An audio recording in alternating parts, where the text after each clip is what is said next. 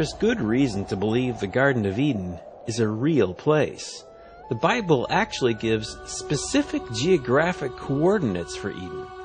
It's not the kind of thing you'd do if you're making up some mythical story because, well, if you were lying, you'd keep it vague. But the Bible isn't vague at all about Eden. It gives us surprisingly precise information. So, if we plot that data on a modern map, we should be able to locate the place where human history began. New scientific discoveries make this possible for the first time ever.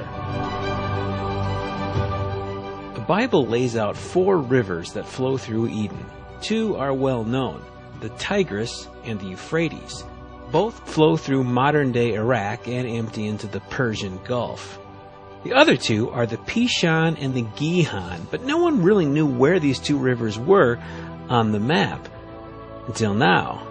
Thanks to new research, we have a pretty clear idea. A newly discovered extinct river system in the Saudi Peninsula fits the biblical description of the Pishon and the Gihon.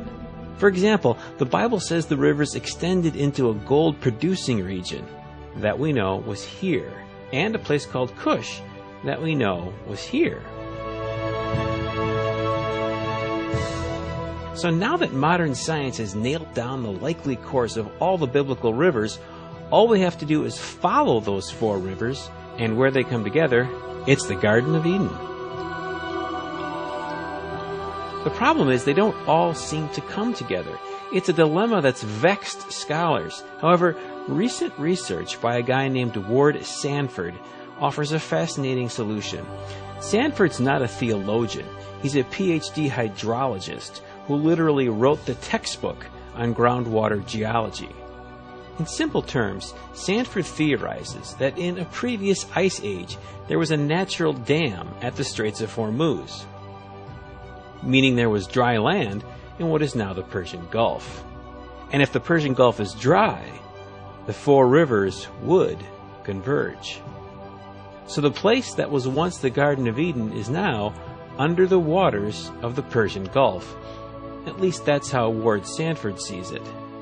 He admits his case isn't rock solid, but it is plausible. The Gulf is surprisingly shallow, averaging only about 150 feet deep. So, in theory, if you want to visit the remnants of the Garden of Eden today, you can.